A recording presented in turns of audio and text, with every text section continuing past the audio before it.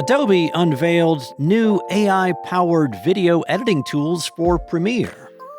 The UK is mulling an Australia-like social media ban for users under 16. And Dr. Gladys West, whose mathematical models inspired GPS, has died. It's Tuesday, January 20th, and here's a quick look at tech in the news this morning from Engadget.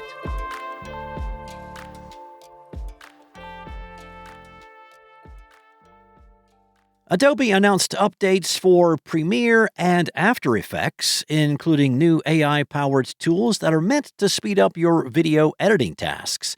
In Premiere, the company's video editing software, it has unveiled a new AI-powered object mask feature that lets you easily pick and track persons or objects moving through your video clips. You simply have to hover over that object and click to generate a mask overlay in seconds.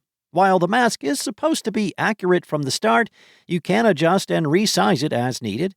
Adobe says the feature uses its own AI model for the feature and that the processing happens on device.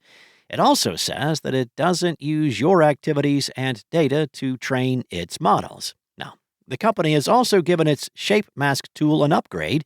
You can generate its redesigned ellipse, rectangle, and pen masks directly from the toolbar. Further, it updated their controls to make moving or adjusting the masks more precise. The masks can now track objects on your video clips 20 times faster than their predecessors, which means you will not have to keep such a close eye on the status bar. Another new Premiere update lets you easily bring media from Firefly boards, Adobe's AI-powered digital canvas, into the program. In addition, Adobe Stock is now fully integrated within Premiere. For After Effects, Adobe has rolled out an update that lets you import SVG files that are commonly used in Illustrator. You can now also build graphics and photorealistic objects inside images with 3D parametric meshes consisting of cubes, spheres, cylinders, cones, and planes within the visual effects software. The UK has announced a consultation asking people for their feedback on whether to introduce a social media ban for children under 16 years old. It would also explore how to enforce that limit, how to limit tech companies from being able to access children's data, and how to limit infinite scrolling, as well as access to addictive online tools. In addition to seeking feedback from parents and young people themselves, the country's ministers are going to visit Australia to see the effects of the country's social media ban for kids. That's according to the Financial Times. Australia's minimum age social media ban went into effect on December 10th of last year. It's the first of its kind, and it covers several social media platforms, including Facebook, X, TikTok, Twitch, Snapchat, YouTube, and Reddit. Just recently, Meta shut down a lot of accounts, most of which were on Instagram, to comply with the new law. The UK passed the Online Safety Act back in 2023, and it has been enforcing its rules since. Last year, for instance, it started requiring websites that publish pornography to conduct age checks for users. But British politician Liz Kendall said parents still have serious concerns about the content their children can consume online.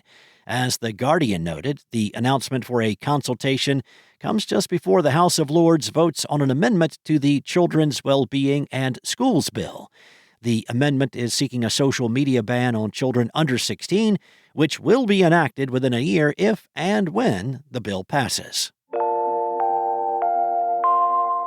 Pioneering mathematician Dr. Gladys West has passed away at the age of 95. Her name may not be familiar to you, but her contributions surely are.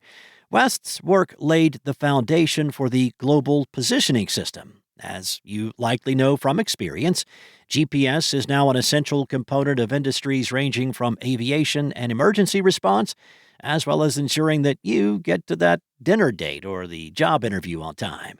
West was born back in 1930 in Virginia. Despite the oppression of Jim Crow laws in the South, she was able to pursue higher education at Virginia State College, obtaining bachelor's and master's degrees in mathematics.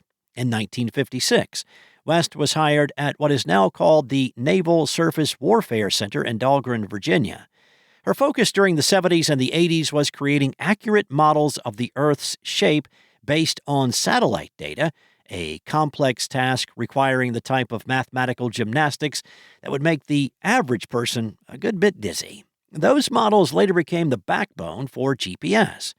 West worked at the Dahlgren Center for 42 years, retiring in 1998.